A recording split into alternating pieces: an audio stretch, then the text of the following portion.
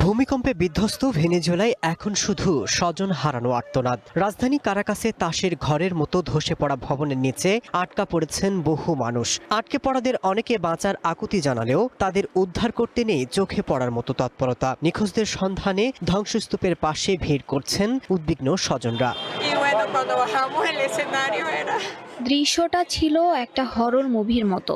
আমাদের ধ্বংসস্তূপের ওপর দিয়ে হামাগুড়ি দিয়ে নামতে হয়েছিল।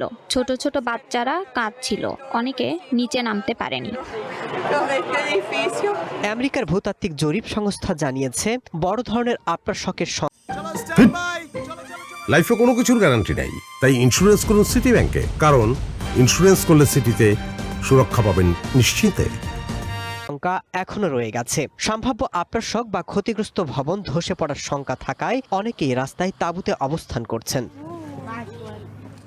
ক্ষতিগ্রস্ত এলাকায় উদ্ধার তৎপরতা অব্যাহত রয়েছে। ধ্বংসস্তূপের নিচে আটকা পড়াদের সন্ধানে কাজ করছেন উদ্ধার কর্মীরা। ভূমিকম্পের তাণ্ডবে ব্যাপক ক্ষয়ক্ষতির কারণে উদ্ধার কাজে হিমশিম খাচ্ছেন নিরাপত্তা বাহিনী এবং জরুরি বিভাগের কর্মীরা। সেই সাথে রাজধানী কারাকাসে বিদ্যুৎ এবং জ্বালানি সরবরাহ বন্ধ হয়ে যাওয়ায় ব্যাহত হচ্ছে উদ্ধার তৎপরতা।